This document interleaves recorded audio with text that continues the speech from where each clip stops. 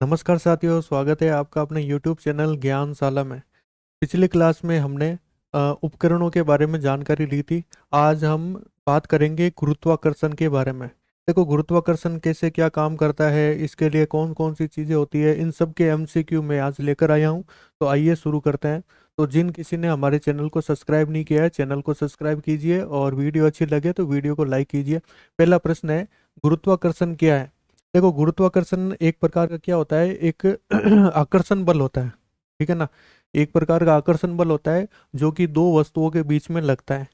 अब बात कर लेते हैं, अगले प्रश्न पर चलते हैं। गुरुत्वाकर्षण का नियम किसने दिया था। तो ये नियम दिया था न्यूटन ने। ठीक है, आइजैक न्यूटन ने दिया था ये गुरुत्वाकर्षण का नियम। ठीक है। अगला है, पृथ्वी पर जी का मान सबसे अधिक कहाँ होता है। देखो, ये हम बात करते हैं पृथ्वी के ऊपर सबसे अधिक जी का मान होता कहाँ है। तो ये एक पृथ्वी अपन बना लेते हैं। ठीक है। यहाँ पर जी का वैल्यू क्या होता है, सबसे अधिक होता है। और यहाँ पर भी क्या होगा, जी की वैल्यू सबसे अधिक। ये दोनों आपके क्या हो जाएंगे, ध्रुव। और बीच में जी का मान क्या होता है, कम होता है। बीच में जी का मान क्या होगा, कम होगा। ये थोड़ा सा आप डायग्राम याद रखोगे। ये पृथ्वी का नामांकित एक चित्र बनाया हमने। ठीक है। तो जी का मान सबसे अधिक कहाँ होगा, तो सबसे अधिक होगा कहाँ पर, ध्रुवों पर। ठीक है। मैं आपको एक एग्जांपल देता हूँ। जैसे एक देश है फ्रांस।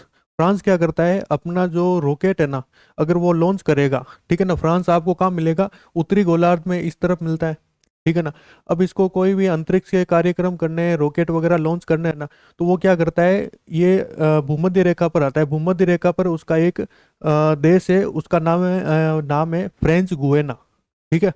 दक्षिणी अमेरिका में एक देश है फ्रेंच गुयाना। वो वहां से रॉकेट को लॉन्च करता है। क्यों करता है, क्योंकि भूमध्य रेखा पर जी का मान क्या होता है, कम होता है। अब जी का मान कम है, इसका मतलब वो वस्तु क्या होगी, हल्की होगी।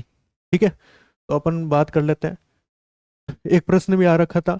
जैसे कोई व्यक्ति है, ठीक है ना, वो अगर सोना खरीदता है, सोना जो गोल्ड होता है वो खरीदता है। अगर वो यहाँ से खरीदा तो यहाँ पर जी की वैल्यू ज्यादा है, इसका मतलब उसका वजन भी क्या होगा, ज्यादा होगा। और यहाँ पर जी का वैल्यू क्या होगा, कम होगा। ठीक है ना। भूमध्य रेखा पर अगर यहाँ पर अगर किसी ने सोना खरीदा है, तो यहाँ पर इस सोने का वजन क्या हो जाएगा, बढ़ जाएगा। क्यों बढ़ेगा, क्योंकि यहाँ पर जी की वैल्यू क्या है, ज्यादा है। ठीक है। ये मैंने थोड़ा सा यहाँ एक्स्ट्रा में ऐसे ही बता दिया। अगला प्रश्न है, जी का न्यूनतम मान कहाँ होता है। तो न्यूनतम मान आपको कहाँ मिलेगा, भूमध्य रेखा पर। कहाँ मिलेगा भाई, भूमध्य रेखा पर आपको जी का मान कम से कम मिलेगा। ठीक है। अगला प्रश्न देखिए। जिन किसी ने हमारे चैनल को सब्सक्राइब नहीं किया, चैनल को सब्सक्राइब कीजिए और हमारे टेलीग्राम चैनल को भी ज्वाइन कीजिए आप। ठीक है। अब चलते हैं अगले प्रश्न की ओर। चंद्रमा पर जी पृथ्वी से कितना होता है। ठीक है। तो ये पृथ्वी से कितना होगा, 6 गुना कम होगा। ठीक है। अगर मान लो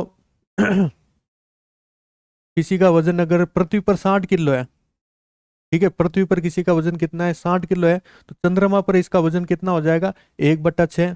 तो कितना हो जाएगा, 10 किलोग्राम। ठीक है। ये थोड़ा सा याद रखना, इसका मतलब वजन क्या होता है, 6 गुना कम होता है। ठीक है।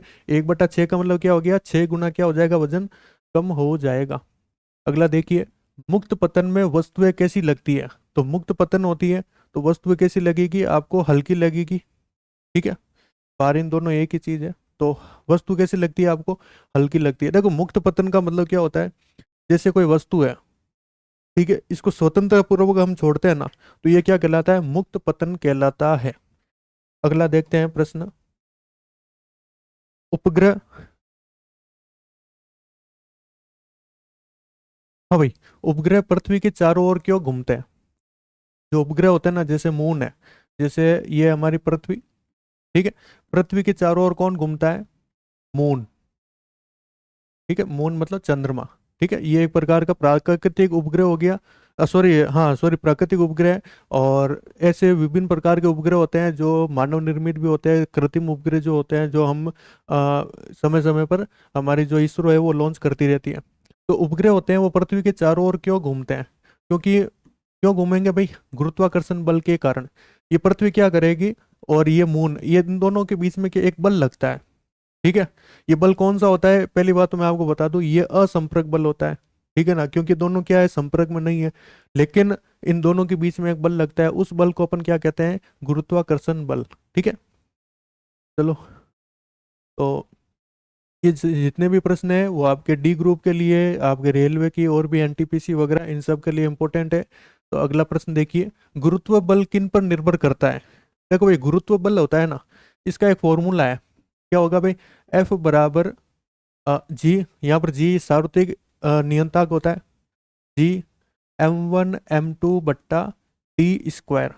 ठीक है, ये मोस्ट इंपॉर्टेंट फॉर्मूला है, आपको पूछा जा सकता है, इनसे बहुत सारे प्रश्न बनते हैं। ठीक है, यहाँ पर जी तो एक स्थिरांक है, ठीक है ना, इसको अपन रखने देते हैं। यहाँ पर m क्या है, मैं आपको लिख देता हूँ। m यहाँ पर क्या है, द्रव्यमान, और d यहाँ पर क्या है, दूरी। देखो, अगर आपको कोई भी प्रश्न पूछे कि वो किस पर निर्भर करता है, कौन किस पर निर्भर नहीं करता है, तो आपको क्या करना है कि आपको फॉर्मूला लिखना है। अब इस फॉर्मूले में जितनी चीजें हैं ना, उन सब पर निर्भर करेगा। अब देखो, अपन बात कर लेते हैं जी की। ये जी पर निर्भर क्यों नहीं करेगा, क्योंकि जी की वैल्यू फिक्स होती है। ठीक है, जी की वैल्यू कितनी होती है, फिक्स होती है, 6.67 into 10⁻11 newton metre square kilogram square होता है इसका। ठीक है ना, तो इसका मान तो फिक्स होता है, लेकिन चेंज होने वाली चीजें क्या है, m1 m2 ये द्रव्यमान होता है, और d यहाँ पर क्या है, दूरी। तो इन दोनों पर ये निर्भर करेगा, किन किन पर निर्भर करेगा, द्रव्यमान और दूरी। ठीक है, दूरी और द्रव्यमान ये दोनों पर निर्भर करेगा। इंपॉर्टेंट प्रश्न है, पूछा जा सकता है। ठीक है, आगे चलते हैं। अगला प्रश्न देखिए, वैक्यूम, वैक्यूम का मतलब क्या हो गया, निर्वात। ठीक है, निर्वात में पंख और पत्थर एक साथ क्यों गिरते हैं, वैक्यूम के अंदर एक साथ क्यों गिरेंगे, क्योंकि जी जीरो होगा नहीं। ठीक है, द्रव्यमान समान होता है, गर्मी ये होगा नहीं। वहां पर वैक्यूम का मतलब क्या हो गया, वहां पर कुछ नहीं है, इसका मतलब हवा भी नहीं होगी। ठीक है, अगला प्रश्न देखिए, ऊंचाई बढ़ने पर जी का मान क्या होता है। देखो, अपन ने बात की थी पहले, पृथ्वी के बारे में जानकारी ले ली थी। ठीक है, यहाँ पर जी क्या होगा, ज्यादा, यहाँ पर भी जी क्या होगा, ज्यादा, यहाँ पर क्या होगा, जी का मान कम होगा। अब बात कर लेते हैं ऊंचाई बढ़ने के साथ साथ, जैसे ये धरातल है, जैसे अपन ऊंचाई की ओर जाएंगे ना, तो जी की वैल्यू क्या होगी, कम होगी, और ऊपर से नीचे आएंगे ना, तब जी की वैल्यू क्या होगी, बढ़ेगी। इसका मतलब ये क्या पूछा है, ऊंचाई बढ़ रही है। ठीक है, तो ये क्या हो जाएगा, जी का वैल्यू क्या हो गया, घटेगा। ठीक है, ये थोड़ा सा इधर आप याद रखते हुए चलना। अगला देखिए, पृथ्वी का घूर्णन जी को, तो पृथ्वी का घूर्णन है ना, वो जी को क्या करेगा, घटाएगा। जितनी पृथ्वी ज्यादा घूमेगी ना, उतना ही उसका क्या होगा, जी की वैल्यू कम होगी। जी का मतलब क्या हो गया, उस पर रखा हुआ कितना भार होगा। ठीक है ना, वो जी की वैल्यू होती है। जैसे कोई पत्थर है, उस पत्थर को अपन तेजी से घुमा रहे हैं, तो इसका मतलब क्या हो गया, वो उसके पत्थर के ऊपर जो वजन कोई भी अपने चीज रखी है ना, वो आराम से छिटक सकती है। तो इसका मतलब वो क्या हो गया, जी की वैल्यू क्या हो जाएगी, कम हो जाएगी। ठीक है, अगला देखिए। तो चैनल को सब्सक्राइब कीजिए, वीडियो अच्छी लग रही है वीडियो को लाइक कीजिए। अगला है, पेंडुलम की समय अवधि जी पर निर्भर करती है, पूछा हुआ है भाई। पेंडुलम पर करेगी क्या, बिल्कुल करेगी।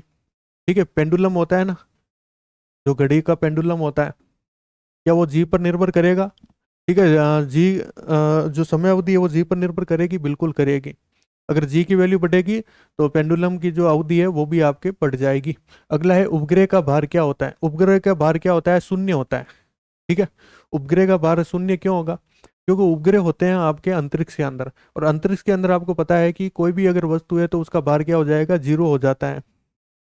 अगला देखिए, अंतरिक्ष में फेंकी वस्तु। ठीक है, क्या होगा भाई, अंतरिक्ष में हम कोई भी वस्तु फेंकते हैं तो वो क्या होगा, एक समान गति से चलती रहेगी। ये न्यूटन के पहले नियम ने, फर्स्ट नियम ऑफ न्यूटन।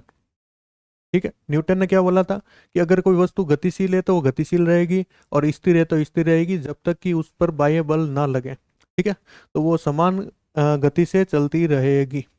अगला देखिए, जी का एसआई मात्रक। ठीक है, जी का एसआई मात्रक मीटर बट्टा सेकंड स्क्वायर हो जाएगा। अगर ये तो किसका पूछा है, स्मॉल जी का। देखो, स्मॉल जी का क्या होगा, मात्रक पूछा है ना, मीटर प्रति सेकंड स्क्वायर। अगर मान लो आपको कैपिटल जी का पूछ ले, तो इसका मात्रक क्या हो जाएगा, न्यूटन मीटर स्क्वायर बट्टा किलोग्राम स्क्वायर, ये हो जाएगा। स्मॉल जी का और कैपिटल जी, इन दोनों का मात्रक याद रखते हुए चलना, कोई भी प्रश्न आके आपको पूछा जा सकता है। अगला देखिए, गुरुत्व बल का एसआई मात्रक क्या होता है। देखो, गुरुत्व बल, बल का एसआई मात्रक क्या होगा, न्यूटन। ठीक है, बल का एसआई मात्रक क्या होगा, न्यूटन, और गुरुत्व बल का भी मात्रक क्या होगा, न्यूटन हो जाएगा। ठीक है, जहां पर भी बल आ जाए वहां पर उसका मात्रक क्या हो जाएगा, न्यूटन। ठीक है, और वो भी कौन सा बल, सॉरी कौन सा मात्रक, एसआई मात्रक। ग्रेविटी किस प्रकार का बल है, देखो भाई जो ग्रेविटी है ना, वो आपके असंपर्क बल है। ठीक है, जैसे मैंने आपको उदाहरण दिया था, जैसे पृथ्वी और चंद्रमा, इन दोनों के बीच में गुरुत्वाकर्षण बल लग रहा है, लेकिन वो गुरुत्वाकर्षण बल क्या है, असंपर्क बल है, मतलब ये दोनों संपर्क में थोड़ी है लेकिन फिर भी लग रहा है। ठीक है, तो बात कर लेते हैं, किसी कक्षा में वस्तु का त्वरण। देखो कक्षा की में क्या होता है, यहाँ पर कक्षा की बात की गई है कि जैसे ये सूर्य है, ये क्या है, सूर्य, और इसके चारों ओर जो भी ग्रह होते हैं ना, वो क्या होते हैं, निश्चित कक्षा में उसका क्या करेंगे, गति लगाते हैं। तो ये कक्षा हो गई, ये आपके जो डोटे डोटे आपने मैंने जो बनाया वो क्या हो जाएगी, कक्षा हो जाएगी। तो वस्तु का त्वरण क्या होगा, केंद्राभिमुख होगा। केंद्राभिमुख का मतलब क्या होगा, मान लो ये मान लो कोई ग्रह है, ये भी कोई ग्रह है, तो ये क्या करेगा, केंद्र की ओर आने का प्रयास करेगा। ठीक है, केंद्र की ओर इसका अभिमुख होगा। ठीक है, और इसी कारण से आपके जो सोलर सिस्टम है, हमारा जो सोलर सिस्टम है वो काम करता है। ठीक है, वो सारे सारे जो ग्रह हैं, उपग्रह हैं, वो किसके चारों ओर चक्कर लगाते हैं, वो आपके सूर्य के चारों ओर ही लगाते हैं। तो आज की क्लास हम यहीं पर समाप्त करते हैं, और अगली क्लास में हम गुरुत्वाकर्षण का ही एक टॉपिक लेकर आएंगे, पार्ट 2। ठीक है, तो बने रहिए हमारे साथ। वीडियो अच्छी लगी वीडियो को लाइक कीजिए, चैनल को सब्सक्राइब कीजिए। तो मिलते हैं अगली क्लास में, तब तक के लिए जय हिंद जय भारत।